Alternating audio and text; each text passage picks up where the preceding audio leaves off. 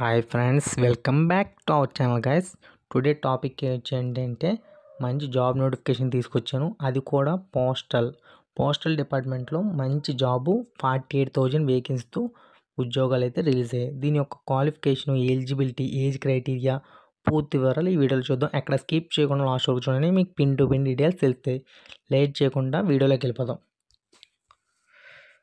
గ్రామీణ పోస్ట్ ఆఫీసులో 48,000 ఉద్యోగాలకు నోటిఫికేషన్ విడుదల. పోస్టల్ జీడీఎస్ రిక్రూట్మెంట్ 2025 నోటిఫికేషన్ పూర్తిగా చూస్తే మీకు పూర్తి వివరాలు తెలుస్తాయి.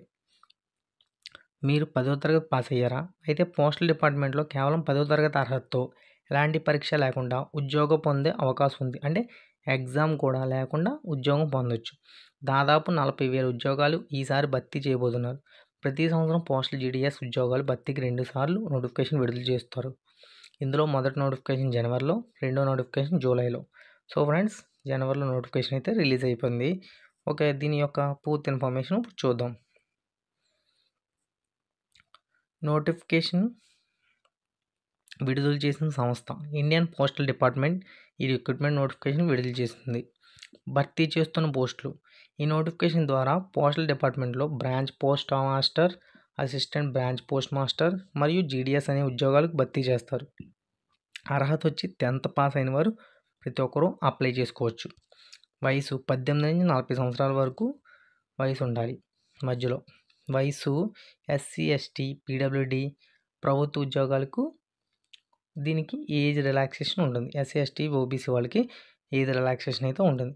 ఎస్సీ, ఎస్టీ అభ్యర్థులకైతే 5 సంవత్సరాలు, ఓబీసీ అభ్యర్థులకైతే 3 సంవత్సరాలు, పీడబ్ల్యూడి ఫిజికల్లీ వీకర్ డిజబిలిటీ వాళ్ళకైతే 10 సంవత్సరాలు ఏజ్ రిలాక్సేషన్ అయితే ఉంటుంది. పరీక్షా విధానం. ఈ ఉద్యోగాలకు ఎటువంటి పరీక్ష నిర్వహించు. కేవలం 10వ తరగతిలో వచ్చిన మార్కులు, అంటే మెరిట్ మార్కుల ఆధారం బట్టి దీనికి రిజర్వేషన్ ఆధారంగా ఫైనల్ సెలెక్షన్ చేస్తారు. దీని యొక్క జీతం వచ్చి బీపీఎం ఉద్యోగాలకు 12,000 నుండి 29,000 వరకు ఉంటుంది. ఏబీపీఎం డాక్ సేవక్ ఉద్యోగాలకు ఎంపికైన వారికి 10,000 నుండి 24,000 వరకు ఉంటుంది. దీని యొక్క ఫీజు వచ్చి ఎస్సీ, ఎస్టీ, పీడబ్ల్యూడి అభ్యర్థులకు ఎటువంటి ఫీజు లేదు. మిగతా అభ్యర్థులకు 100 రూపాయలు, అంటే మినిమం అమౌంట్ ఏంటంటే 100 రూపాయలు ఫీజు. దీని యొక్క అప్లై విధానం. అర్హత కలిగిన వాళ్ళు ఎవరైనా సరే అప్లై చేసుకోవచ్చు. అంటే ఏజ్ రిలాక్సేషను, దాని యొక్క క్వాలిఫికేషను ఉంటే అప్లై చేసుకోవచ్చు. మరికొన్ని ముఖ్యమైన వివరాలు. జనవరి 29వ తేదీన విడుదల చేయబోయే నోటిఫికేషన్లో మొత్తం భర్తీ చేయబోయే పోస్టులు రాష్ట్రాల వారీగా ఉన్న పోస్టల్ సర్కిల్స్ వారు ఉన్న ఖాళీల వివరాలు ప్రకటిస్తారు.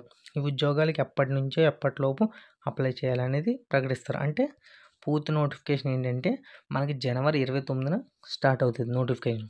దాని యొక్క పూర్తి ఇన్ఫర్మేషన్ అయితే ఇప్పుడు చెప్పేశాను. అప్పుడైతే అప్లికేషన్ అయితే పెట్టుకోండి.